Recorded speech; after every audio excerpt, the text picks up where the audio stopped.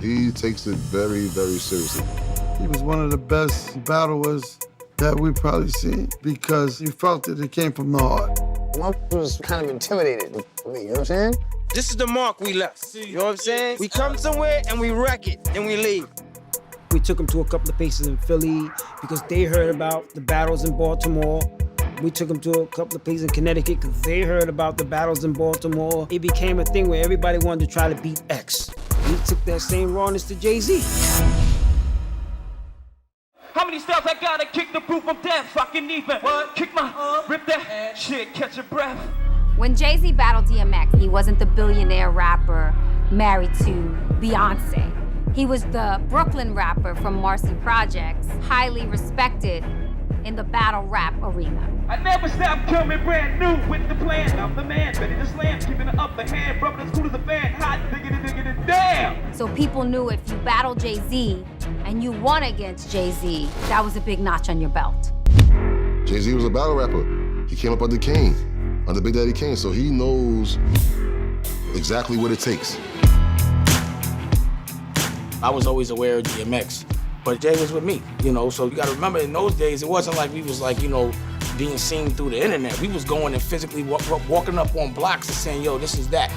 Basically, if Dave Dash was with Jay-Z, they had a bet that Jay-Z would beat DMX. So we made a phone call to DMX and our team out in Baltimore and tell them, yo, we need X out here in the next couple of hours. Jay-Z was from Brooklyn and DMX was from Yonkers, so we decided to do it on neutral grounds in the Bronx. So we did it over there, 168th and Webster, in a pool hall. People was yelling, screaming. It was very heated. It was a lot of tension in the room. They battled on a pool table. And so they put Jay-Z on the table. Hey, yo, I got my hand on your throat and my eye on your girl. Jay-Z the greatest back and I shook up the world. I lit up the spot like a glow-in-the-dark clock. My job is done. Peace, I'm back to the block. When it was time for DMX to battle, why, you know, stops everything and, you know, he's like he's gonna say something really prolific. Nobody tapes us because our shit ain't copywritten. I told him, yo, X lyrics, we didn't publish his joints at that time. So we like, yo, y'all can't film. And I remember the moment I'm like, yeah, don't tape they shit. You know what I'm saying?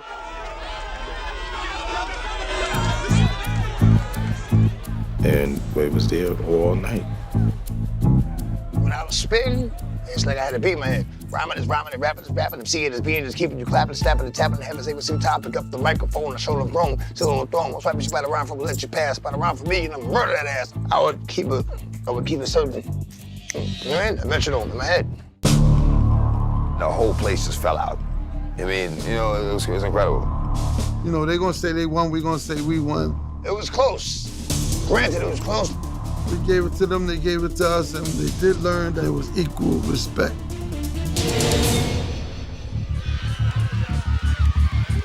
X was popping in the street, but the LOX started getting more mainstream. We started getting our thing together, and we had Mary J. Blige behind us. You know, Mary, she was from Yonkers. I was like, yo, who was these kids? Well, I need Puff to hear them. She took our music to Puff. I'm like, Puff, you gotta hear these three dudes named the Warlocks. My little lab right here, you know, where I cut my deals and all that. Bad Boy at the time was like, we always referred to the Chicago Bulls of rap. I'm just living out a dream, you know what I'm saying? Young black man, just living out a dream. Bad Boy in 1996 was the label to be on. Big had already put out his first album, Craig Mack, you know, Flavor in Your Air remix.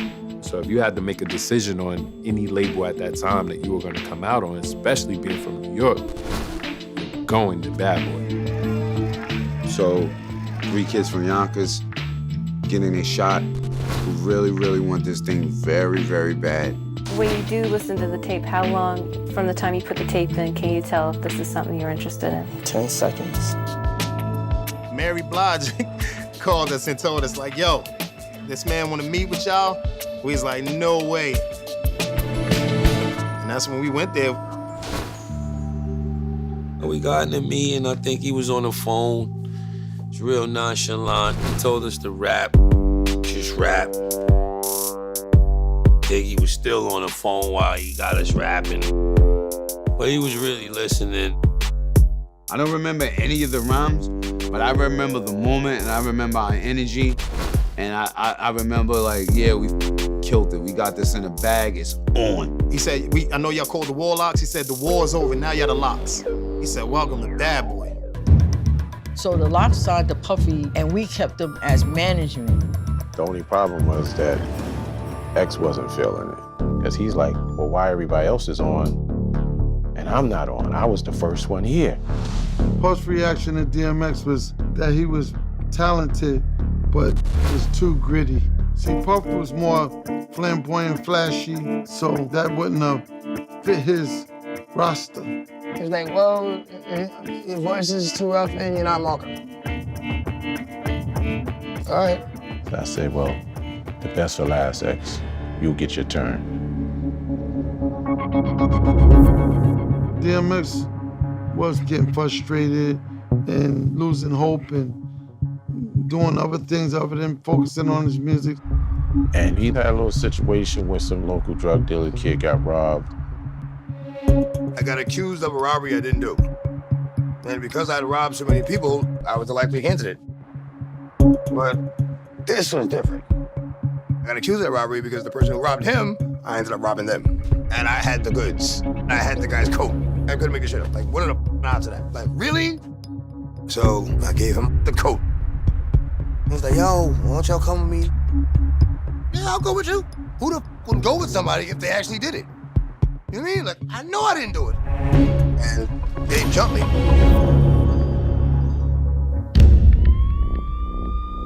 We went to, the county hospital, like 2 days later. Earl's injuries was so severe. I mean, he was unrecognizable, to be honest. He didn't look himself. The pus was filling so fast. Joe got so, like, on the head got so big, y'all. They went in, drained it out, and realized his jaw was broken. They told us if he had waited another day that he would have died.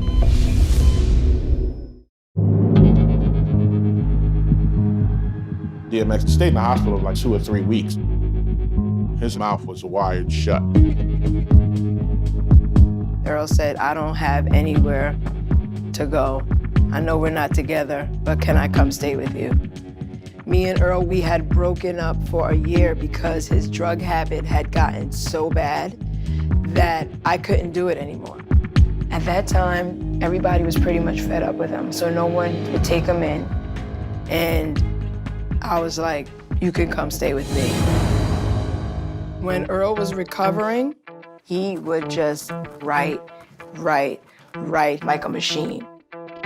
At that time, Irv used to come by and say, Earl, I'm about to be an A&R up in Def Jams, and once I sign, it's on.